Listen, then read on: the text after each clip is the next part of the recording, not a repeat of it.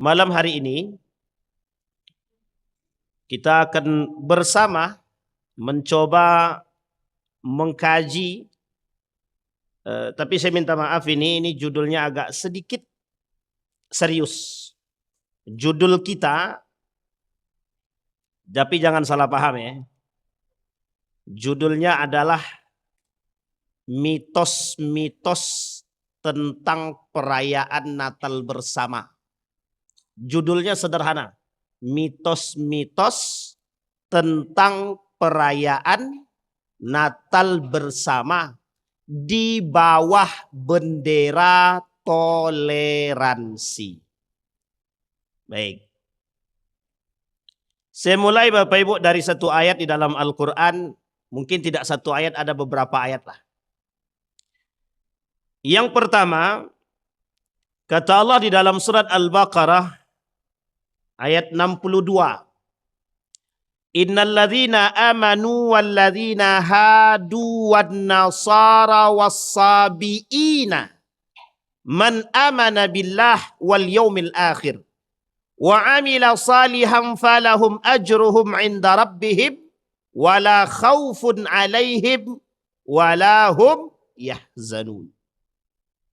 Ayat yang kedua. Waddat ta'ifatum min ahlil kitab law yudillunakum wa ma yudilluna illa anfusahum wa ma yash'urun. Surat Ali Imran ayat 69. Kemudian dalam surat Ali Imran ayat yang ke-75. Wa min ahlil kitab man in ta'manhu biqintari yu'addihi ilaik. Wa minhum man in ta'manhu bidinarin la yu'addihi ilaik illa ma dumta alaihi qa'ima. Dzalika bi annahum qalu laisa alaina fil ummiyina sabil wa yaquluna 'ala Allahil kadhib wa hum ya'lamun. Wa yaquluna 'ala Allahil kadhib wa hum ya'lamun. Di dalam surat yang tadi dibacakan oleh imam kita, surat yang dibacakan pada rakaat yang kedua. Ara'aital ladzi yukadzibu biddin. Surat apa itu Bapak Ibu? Surat Al-Ma'un. Dari sini, dari surat Al-Ma'un ini lahir satu konsep sosial yang disebut dengan Rumah Sakit Muhammadiyah, RS. Rumah Sakit Muhammadiyah, PKU. Baik ibu-ibu sekalian yang berbahagia. Nah Bapak Ibu sekalian yang berbahagia, sekarang saya ingin berbicara sebelum sampai kepada hal tersebut. Saya mengutip dari satu pernyataan daripada Profesor Dr. Buya Hamka. Kata Profesor Dr. Buya Hamka, atau lebih tepatnya Prof. Hamka. Beliau menyebutkan tradisi perayaan hari besar agama bersama semacam itu bukan menyuburkan kerukunan umat beragama atau toleransi, tetapi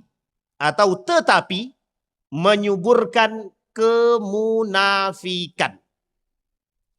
Ini ibu-ibu, menyuburkan kemunafikan.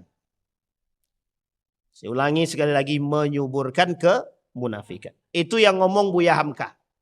Orang yang menjadi ketua Majelis Ulama Indonesia pertama sekali, yang termasuk salah satu pelopor berdirinya Majelis Ulama Indonesia. Baik. Tadi di awal saya katakan kajian malam ini agak sedikit serius. Kita coba bahas persoalan toleransi di dalam Islam. Baru kita berbicara tentang PNB, perayaan Natal bersama. Bapak Ibu sekalian yang berbahagia, saya mengutip daripada cerita seorang profesor bernama Hamid Fahmi Zarkasi. Beliau pernah ditanya oleh salah seorang penanya. Beliau kata begini ketika beliau berada di Inggris. Mengapa di Indonesia itu orang bisa lebih toleran, tapi di sini negara Eropa lainnya tidak bisa toleransi. Saya dan keluarga saya, dan saya kira juga kebanyakan keluarga orang-orang yang di negara Eropa termasuk Austria, di sini tidak tahan bertetangga dengan keluarga Muslim. Kemudian dilanjutkan, saya terkejut mendengar pertanyaan tersebut, kata Prof. Dr. Hamid Fahmi Zarkasi. Jadi Bapak Ibu, datang seorang penanya kepada Prof. Hamid ini, mengapa di Indonesia itu toleransinya tinggi? Ini ingat bahasa ini ya, tapi dipahamin baik-baik. Mengapa di Indonesia ini tingkat toleransinya tinggi, sementara di Eropa tidak tinggi? Apa alasan mereka bertanya ini? Karena mereka melihat bahwa ada unsur keagamaan yang mayoritas. Muslim bisa menerima agama-agama yang lain. Jadi dalam undang-undang itu kan ada agama yang diakui oleh negara. Islam, Kristen terbagi dua, Protestan dan Katolik. Kemudian Kongfucu, Hindu, Buddha. Betul ya? Itu agama yang diakui. Ada satu lagi agama Bahai namanya. Jadi ada berapa tuh agamanya tuh? Baik. Ini agama yang diakui.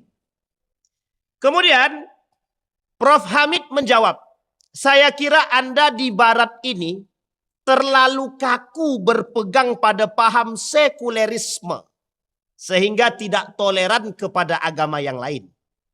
Apapun yang berbau agama Anda tolak. Apalagi kalau hal itu masuk ke dalam ruang publik. Satu. Sesuatu yang tidak mungkin terjadi di Barat adalah masuknya agama ke dalam setiap ruang-ruang publik. Nah, ini poin penting Bapak Ibu. Di sana, di Barat itu agama tidak bisa masuk dalam ruang publik, itu tidak bisa. Jangan berbicara agama. Itu sangat tidak baik. Nah kemudian beliau menambahkan bahwa orang menjadi sekuler itu tidak membuat orang menjadi arif dan bijaksana. Sekuler malah bisa berarti eksklusif. Ini kata beliau. Jadi ini belum masuk pada poin toleransinya, tapi beliau kata bahwa orang yang sekuler itu eksklusif dan tidak bisa toleransi, tidak bisa toleran. Kita ambil contoh sederhana. Kalau kita berbicara Islam, perlukah Islam ini diajarkan bertoleransi? Kita ambil contoh. Umar bin Khattab pada masanya. Di dalam surat Al-Hasyr itu, dalam penjelasan para ulama termasuk salah satunya Wahbah Zuhaili, dan Imam Nawawi Al-Bantani menjelaskan dalam tafsirnya itu begini. Umar bin Khattab itu pernah mengusir orang-orang dari Yahudi Khaybar. Mereka lari pindah ke Syam, Yerusalem. Di masa pemerintahan daripada Umar bin Khattab, Umar menaklukkan Yerusalem tanpa pertumpahan darah. Sehingga Umar bin Khattab itu dikenal sangat arif dan bijaksana. Cuma, ada cumanya. Umar bin Khattab tidak menghancurkan gereja. Tak dihancurkan. Sampai hari ini, Bapak Ibu masih bisa melihat ada masjid Umar bin Khattab yang dibangun di depan gereja. Itu gara-gara Umar disuruh sholat di dalam gereja, Umar tidak mau. Akhirnya Umar sholat di depan gereja. Nah karena Umar sholat di depan gereja, disitulah Masjid Umar dibangun. Dan Umar katakan kepada mereka, Anda berhak beribadah sesuai dengan kepercayaan masing-masing. Cuma ada cumanya. Umar tidak meminta kepada masyarakat Muslim untuk ikut perayaan Natal. Tidak ada. Ada Umar paksakan, ada Umar minta, tidak ada. Justru Umar bin Khattab tidak mengharuskan dan mewajibkan, bahkan tidak mengajak orang-orang untuk melakukan perayaan Natal bersama. Pertanyaannya berbeda Ustadz. Apakah ada perbedaan masa Umar dengan sekarang? Dalam urusan ini tak ada perbedaan. Sama sekali tak ada perbedaan.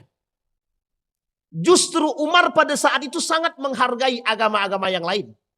Itu satu. Nah, di sini Bapak Ibu persoalannya. Maka Bapak Ibu sekalian yang berbahagia, orang barat itu sangat tidak toleran terhadap agama Islam. Sangat tidak toleran. Bapak Ibu boleh lihat ya kekerasan-kekerasan yang terjadi. Kita ambil contoh India. Kalau kita berbicara toleransi dalam agama, kita lihat India. Apa yang dia lakukan terhadap, mohon maaf, terhadap umat-umat muslim yang ada di sana. Habis Pak. Habis. Makanya ketika di Indonesia, orang-orang yang beragama yang lain tidak akan mengalami hal yang serupa. Tidak. Tidak mengalami hal yang serupa seperti yang terjadi di India. Ketika pada masa Ratu Elizabeth, itu umat muslim tidak ada istilah toleransi di situ. Bahkan tidak diberikan kebebasan beragama terhadap agama yang lain.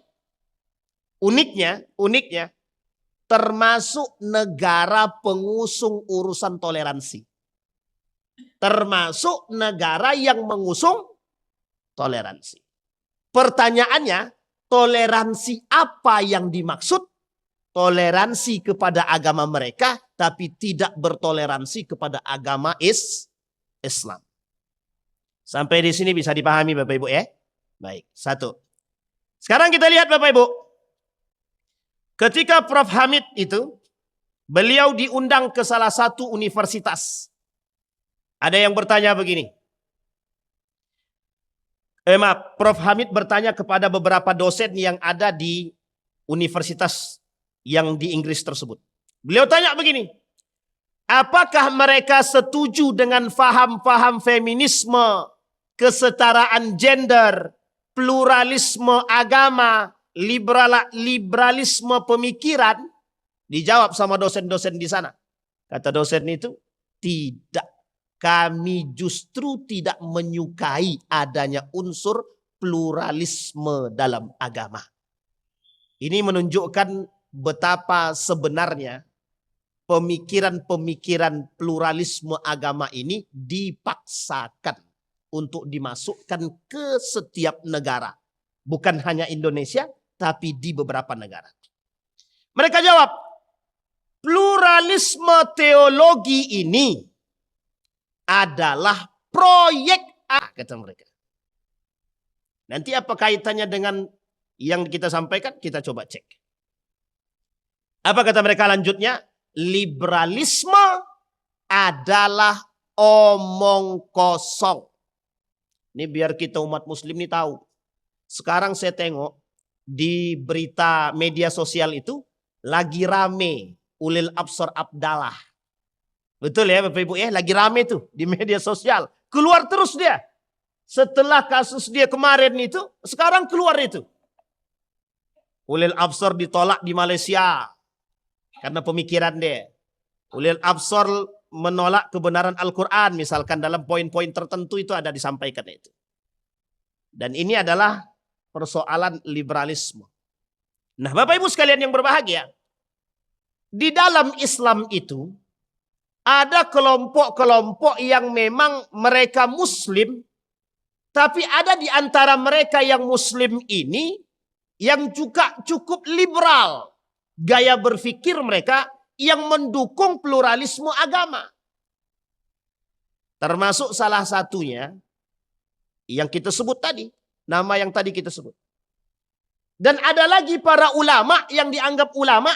Kita sebut namanya Nasir Hamid, Abu Zaid, dan Arqaud. Mereka berdua mengingkari otentisitas atau otentisitas daripada Al-Quran itu sendiri. Apa itu otentik, keaslian daripada Al-Quran?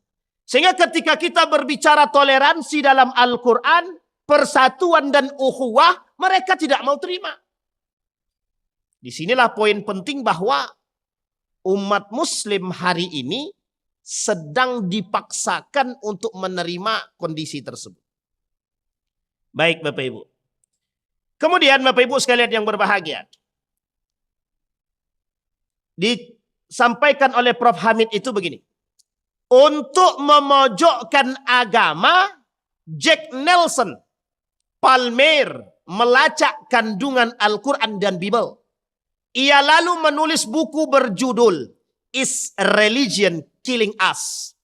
Evident in the Bible and the Quran. Kesimpulannya adalah bahwa kedua kitab itu memerintahkan melakukan pembunuhan. Ini mengatakan bahwa Al-Quran tidak berbicara toleransi. Dia mengatakan bahwa Al-Quran itu mengajarkan umatnya membunuh. Kalau diajarkan karakter pembunuh kepada umat muslim, berarti umat muslim itu tidak toleran. Tidak toleran. Nah, ini poin penting. Baik. Ketika beliau sampai di Inggris juga pada poin kedua, beliau bilang begini, beliau melihat di depan gereja itu ada tulisan all race, all nation, all religion, but one God. Beliau sampaikan siapapun di gereja ini, di depan gereja itu ada tulisannya, semua agama, semua ras, semua negara kita sama. Tuhan kita satu. Jadi semua agama, tapi Tuhannya satu. Bisa dipahami Bapak Ibu maksud ini? Artinya pluralisme agama. Artinya adalah pluralisme agama. Baik, ini saya masih sampaikan Bapak Ibu. Kemudian beliau mengatakan, kata Profesor Dr. Hamid Fahmi Zarkasi, seharusnya toleransi itu tidak perlu masuk dalam ranah pluralisme. Inilah yang kemudian disampaikan oleh seorang penulis yang bernama Dr. Fahmi Salim. Dalam tulisan beliau di media itu, beliau kata begini. Perayaan Natal bersama harus terlepas daripada unsur Islamophobia. Bisa dipahami Islamophobia maksudnya Bapak Ibu ya? Pembenci atau kebencian terhadap Islam. Persoalannya Bapak Ibu sekalian yang berbahagia, selama ini yang dipojokkan itu adalah Islam. Ketika Mukti Ali menuliskan dalam buku dia, apa kata Mukti Ali? Boleh saja Islam dan agama-agama yang lain ini berdiri atas asas kerukunan. Tapi dengan catatan bukan yang dipojokkan dan yang dikambing hitamkan adalah Islam. Sebagai mayoritas. Islam mayoritas disuruh mengalah terhadap minoritas. Oke. Tapi mengapa ketika Islam benar, yang lain salah, tetap yang salah adalah Islam? Ini poin penting Pak, untuk dipahami. Jadi bagaimanapun kita mengedepankan unsur Islam kita, mesti ada orang dan kelompok yang ingin menjatuhkan itu. Yang tidak suka Islam ini berdiri gagah, tidak mau. Nah sekarang Bapak Ibu, kita masuk pada poin kita. Ini bahasan toleransi tadi yang saya sampaikan. Saya tak berbicara pada ayatnya, tapi kita berbicara pada aspek ininya. Sekarang kita lihat. Adian Husaini menuliskan dalam tulisannya, apa kata Adian Husaini? Mitos-mitos perayaan Natal bersama. Beliau sampaikan, mitos yang pertama kata Adian Husaini, bahwa PNB, perayaan Natal bersama adalah keharusan. Sore tadi ada yang kirim video sama saya tentang pernyataan Kementerian Agama. Di situ beliau menyampaikan maksud dan harapan kerukunan antar umat beragama melalui program perayaan Natal bersama. Beliau tanya kepada saya, Ustadz, dalam video yang dikirim, bagaimana pendapat Ustadz tentang video ini? Kita jawab Pak, kita jawab di sini sekarang. Yang pertama Bapak Ibu sekalian yang berbahagia, yang disampaikan oleh Fahmi Salim dalam pandangannya, Menteri Agama bukan hanya untuk Islam saja, tapi adalah untuk agama yang lain. Sehingga ketika Menteri Agama ikut turun, misalkan diundang beliau untuk datang dalam perayaan Natal, maka itu sah saja. Dan dibenarkan oleh sebagian para ulama untuk datang sebagai seorang pejabat atau menteri negara dalam urusan ini. Kalau dalam urusan pribadi dia, maka berbeda lagi. Ini dalam urusan kenegaraan. Bisa dipahami ya Bapak Ibu ya? Tapi kata beliau, jika unsur ini, kata Ustadz Fahmi Salim, jika seandainya program ini disusupi oleh program Islamophobia, maka ini menjadi musuh kita bersama. Artinya harus kita lawan. Harus kita lawan. Itu yang pertama. Yang kedua, kata Dr. Adian Husaini, tidak semestinya seorang pemimpin yang mengerti agama mengajak umat muslim untuk menentang fatwa Majelis Ulama Indonesia 1981. Apa fatwanya? Haram bagi umat muslim mengikuti perayaan Natal. Haram. Itu Majelis Ulama Indonesia. Baik Bapak Ibu. Bisa dipahami sampai sini Bapak Ibu ya? Kenapa ini perlu kita sampaikan? Bentar lagi Pak. Bentar lagi. Ini adalah kekufuran yang selalu terjadi dalam urusan tahunan. Dan menjadi penyakit tahunan. Salah satu yang mendebat Majelis Ulama Indonesia adalah umat muslim. Yang menggugat untuk menarik kembali fatwa tersebut. Yang digugat Majelis Ulama Indonesia. Kata mereka tolong cabut fatwa tersebut. Artinya kalau fatwa ini dicabut, umat muslim disuruh untuk mengikuti perayaan. Apa kata Nabi dalam hadisnya? Laisa minna man amila sunnata bi ghairina. Atau dalam hadis yang lain, man tashabbaha biqaumin fahuwa min. Kata Nabi. Yang pertama, orang yang melakukan tradisi-tradisi selain daripada Islam, mereka bukan dari golonganku, kata Nabi. Itu umat muslim. Yang kedua, orang yang menyerupai perbuatan orang kafir, dia sama seperti orang kafir. Meskipun menurut Mustafa Ya'qub, Ali Mustafa Ya'qub, hadis ini tidak tepat diartikan demikian. Tapi dalam pandangan sekian banyak para ulama menyampaikan hal tersebut sama. Man tashabbaha biqaumin fahuwa minhu. Yang menyerupai orang kafir, dia sama seperti kafir. Kita lihat nanti tradisinya Bapak Ibu. Nanti kita lihat tradisi.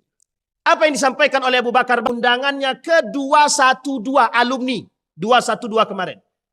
Sederhana 5 menit Pak waktu yang diberikan kepada Abu Bakar. Beliau menyampaikan begini, kata Abu Bakar, "Ya ayyuhalladzina amanu dukhulu fis silmi kaffah wa la tattabi'u khutuwatis syaitan innahu lakum aduwwum mubin." Apa kata beliau? Hei orang-orang beriman, masuk ke dalam Islam secara kafah. Secara kafah. Pertanyaannya apa yang disebut dengan kafah di situ? Jadilah mukmin sejati. Jadilah mukmin sejati. Apakah mukmin sejati itu mengakui kebenaran agama yang lain? Tidak. Apakah mukmin sejati itu harus mengikuti tradisi-tradisi yang tak bermanfaat? Tidak. Apakah mukmin sejati itu meninggalkan amiruna bil ma'ruf nahina 'anil munkar? Tidak. Jadi mukmin sejati harus berada pada posisi itu. Mereka harus bisa amiruna bil ma'ruf nahina 'anil munkar. Jadi sesuatu yang sifatnya menggerogoti memang harus kita lawan, Pak. Tapi melawan yang seperti ini sulitnya bukan main, sangat sulit sekali. Karena bakal banyak pertanyaan yang muncul dan sifat pertanyaan itu adalah diskriminasi.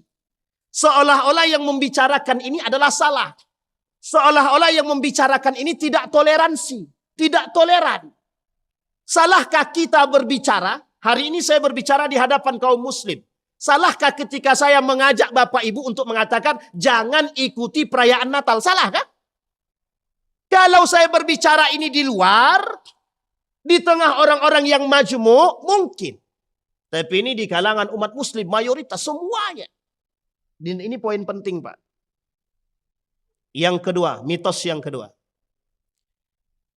Kata Ustadz Dr. Adian Husaini, mitos yang kedua adalah membina kerukunan umat beragama. Sekarang saya tanya Bapak Ibu. Kita coba tanya. Misal, ada perayaan Idul Fitri. Di dalamnya ada orang-orang misionaris atau non-muslim Kristen dan lain sebagainya. Kita di dalam Islam dilarang oleh Allah memaksa orang-orang untuk masuk ke dalam agama kita. Memaksa, ingat kalimatnya, memaksa.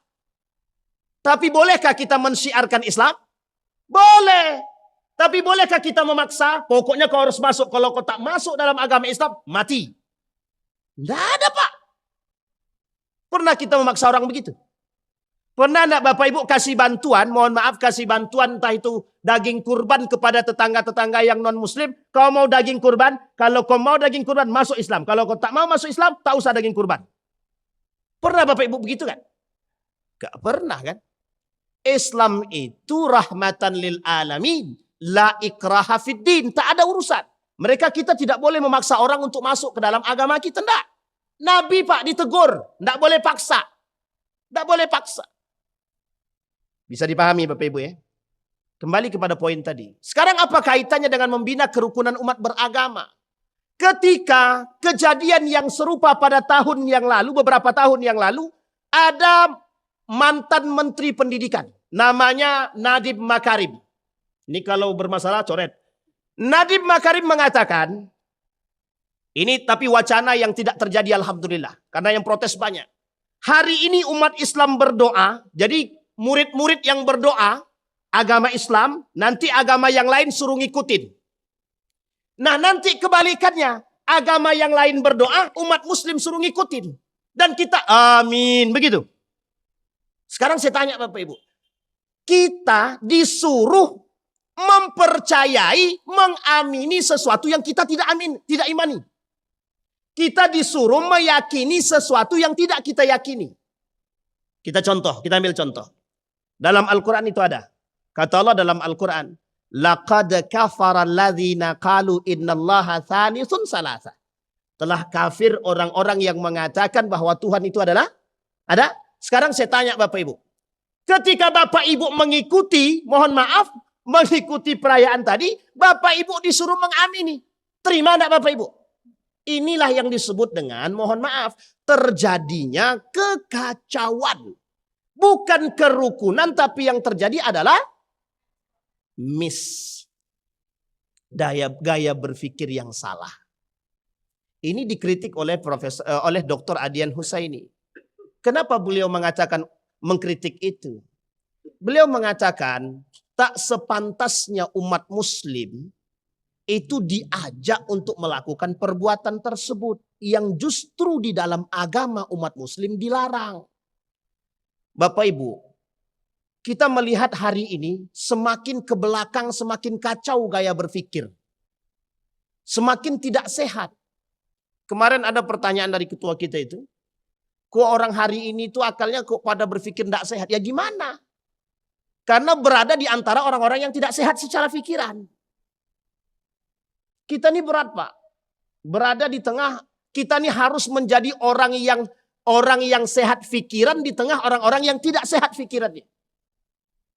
Bisa dipahami maksud bahasa ini? Bisa ya Bapak Ibu ya? Jadi kita dipaksakan untuk tidak sehat juga. Ini poin penting Pak. Sekarang kita lihat. Bagaimana yang dimaksud dengan ukhuwah persatuan? Bapak Ibu sekalian yang berbahagia. Di dalam Islam itu Allah menyebutkan kalimat ukhuwah. Allah tak sebutkan ittihad. Al-ittihadu asasun najah. Persatuan itu adalah simbol kesuksesan. Tapi Allah tak sebut dalam Al-Quran kalimatnya ittahidu, bukan. Tapi Allah gunakan kalimatnya di dalam Al-Quran dua. Yang satu Allah pakai i'tasimu. Wa'tasimu bihablillah. Dalam surat Ali Imran itu. Allah gunakan kalimatnya apa? I'tisam. Bapak Ibu harus tahu arti i'tisam itu. Apa arti i'tisam itu? Berpegang dengan tali Allah. Sandarannya apa? Iman. Sekarang saya tanya, ukhuwah itu sandarannya apa? Iman. Jadi Islam tidak bisa diajarkan untuk mempersaudarakan orang lain. Karena dalam Islam pasti orang mukmin itu mempersaudarakan. Kita ini disatukan dengan iman. Innamal mu'minuna ikhwah fa aslihu baina akhawaikum. Kita sesama mukmin ini bersaudara. Maka Allah sebut Pak, i'tasimu bihablillah, berpegang teguh kalian dengan tali Allah. Maksud itu sederhana, Pak. Maksudnya sederhana banget. Apa maksudnya, Pak? Kekacauan di akhir zaman tuh banyak sekali, termasuk runtuhnya akidah. Salah satu program yang menyerupai program dan tradisi yang menyerupai pendangkalan akidah adalah yang tadi kita sebutkan. Pendangkalan akidah melalui sandaran sederhana yang kita sebut dengan toleransi. Tapi tidak bersandarkan pada kalimat i'tisam dan tidak bersandarkan pada kalimat wa'tasimu. Pada kalimat ukhuwah. Jadi jangan salah paham, Pak. Islam sangat menjaga kerukunan. Jangan ajarkan kerukunan itu kembali dengan cara yang mohon maaf harus menerobos batas-batas agama. Ini poin penting, Pak. Yang ketiga, sebelum kita tutup. Bahwa di dalam PNB, perayaan Natal bersama itu, orang Muslim hanya menghadiri acara non-ritual, bukan acara ritual. Kita tidak bisa bedakan mana yang non-ritual dan ritual nggak bisa kita bedakan, Pak. Jadi sebaiknya jangan datang. Makanya karena kita tidak mengerti, kita tidak paham, kita tidak tahu ritual atau non-ritual itu seperti apa dalam tradisi mereka, kita tidak usah ngikutin. Lebih aman bagi kita. Bisa dipahami Bapak Ibu ya? Ini saya bukan mengkritik beliau. Bukan mengkritik. Tetapi lebih tepat kita mengatakan setidaknya tolong dipertimbangkan kalimat itu. Majelis Ulama Indonesia bukanlah orang yang bodoh. Sehingga mereka punya pertimbangan yang besar untuk mengembalikan ruh Islam, nilai-nilai agama. Bisa dipahami ya Bapak Ibu ya? Kenapa tulisan ini muncul? Perhatiannya mereka terhadap rusaknya akidah hari ini ternyata serius. Coba bayangkan Pak, tidak terpikir oleh kita bahwa muncul pernyataan hal demikian. Kita diharuskan untuk mengikuti perbuatan tersebut. Memang tidak bersifat paksaan. Tapi menghimbau umat muslim untuk mengikuti adalah satu perbuatan yang salah. Sikap yang kurang bijak. Kalau menghimbau umat muslim. Karena sesuatu yang bertolak belakang dengan keimanan kita. Sekarang saya tanya Bapak Ibu. Bagaimana cara Bapak Ibu membedakan antara pluralisme agama dengan toleransi? Kerukunan umat beragama. Karena bahasa yang dikemukakan adalah kerukunan seolah-olah itu baik. Tapi kita lupa di bawah itu ada proyek yang disebut dengan pluralisme agama. Bisa dipahami Bapak Ibu. Ini poin penting Pak. Yang keempat Pak. Yang keempat. Bahwa tidak ada unsur misi kristenisasi dalam PNB. Kata beliau. Melihat PNB hanya dari sisi kerukunan dan toleransi. Sekarang kita lihat Pak. Sekarang mengapa Amerika tidak melakukan sholat Idul Fitri bersama dalam rangka toleransi terhadap agama Islam. Harusnya Amerika, Inggris melakukan Idul Fitri bernegara, Idul Fitri bersama. Itu satu. Yang kedua perhatikan. Besok akan banyak hari libur kita. Nanti ada perayaan Natal bersama. Nanti apalagi Waisak bersama. Kemudian apalagi Pak? Hindu, Buddha, Kongfucu semua bersama.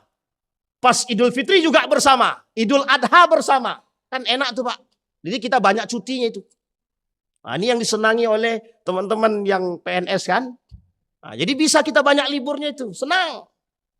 Sekarang pertanyaannya adalah, mungkinkah kerukunan itu akan nampak? Maka kata Buya Hamka, ini bukan menyuburkan kerukunan, tapi justru sebaliknya menyuburkan kemunafikan. Salah satu gembong daripada kaum liberal di Indonesia ini adalah Ulil Absar Abdallah. Sekarang setelah kasus di beliau yang kemarin, diangkat kembali Pak, kasus-kasus yang lama itu. Ditampilkan siapa sebenarnya Ulil itu. Jadi kita nih, setelah itu muncul lagi perempuan yang kemarin kita pernah tampilkan di sini. Prof. Musda Mulia. Dan kita lihat sekarang muncul lagi orang-orang yang dulu, mohon maaf ya, yang berkecimpung dalam dunia liberalisme, balik lagi Pak, muncul lagi orang-orang tersebut. Bayangkan Pak, hanya untuk menghancurkan satu agama.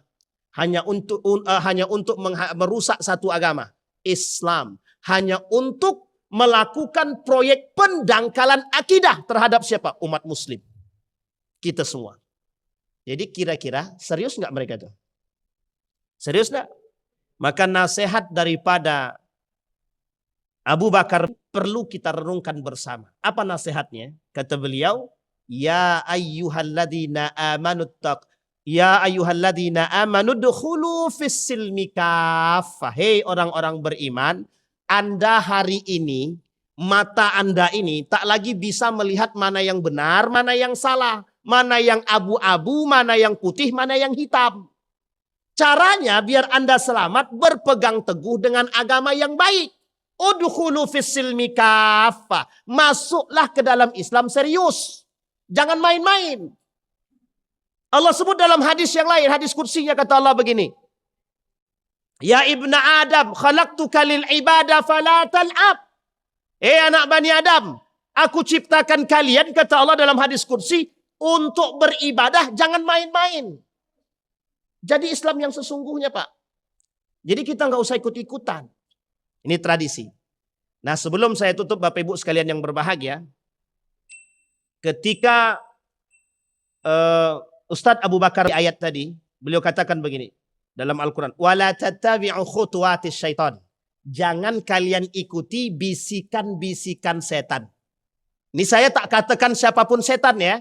Tapi bisikan-bisikan syaitan ini itu berupa program-program yang tadi kita sampaikan.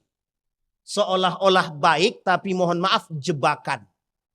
Bagi kita orang-orang beriman. Mudah sekali untuk mendangkalkan akidah. Mudah sekali membuat kita terjebak dalam rusaknya Islam, rusaknya iman. Sehingga mohon maaf, yang dikhawatirkan oleh Nabi adalah wafatnya umat muslim dalam keadaan satu, syirik. Yang kedua, kufur. Bisa dipahami Bapak Ibu ya? Terjebak dalam kekufuran dan kesyirikan. Mati kita dalam kufur dan syirik, nerakanya cuma satu Pak. Jahanam. Apalagi kita mati dalam nifak, kemunafikan. 3 penghuni neraka itu. Syirik, kufur dan munafik. Maka Bapak Ibu, wala tattabi'u khutuwatis syaitan. Kalimat terakhirnya, innahu lakum aduwwum mubin.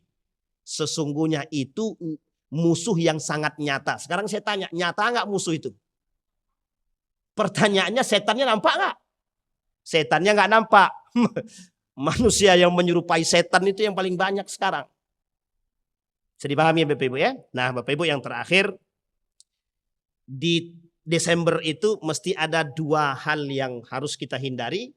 Yang terakhir adalah perayaan tahun baik. Umat muslim saya menghimbaunya muslim, bukan mukmin lagi. Kalau mukmin seharusnya memang tidak melakukan. Tapi kita mengatakan kepada umat muslim, tinggalkanlah yang tidak bermanfaat bagi dirimu. Sesungguhnya perayaan tahun baru juga bukan dari muslim, tapi dari orang kafir. Semua nama bulan itu mereka yang buat. Dan nama bulan itu semuanya nama-nama dewa. Jadi kita mengikuti perayaan itu, tahun baru. Mohon maaf Pak, ini yang disebut mantasyabbaha biqaumin, menyerupai. Sekarang saya tanya, itu tradisi siapa? Tradisi orang kafir. Kita ngikut. Kalau ngikut berarti sunnah. Tradisinya mereka. Perbuatan mereka. Kata Nabi, bukan dari golonganku. Kalau menyerupai. pakai pakaian atribut, memakai pakaian yang lain, ada bunganya dan lain sebagainya. Gimana Pak? Sama, haram. Kata Majelis Ulama Indonesia, haram. Bisa dipahami Bapak Ibu? Jaga keluarga kita, ku anfusakum wa ahlikum nara, yang paling dekat hari ini itu. Makanya dulu saya sampaikan beberapa waktu yang lalu, ummati, ummati, ummati kata Nabi, itu sangat relevan dengan sekarang. Ketakutan Nabi terhadap umatnya bukan persoalan yang pada masa itu, tapi persoalannya hari ini.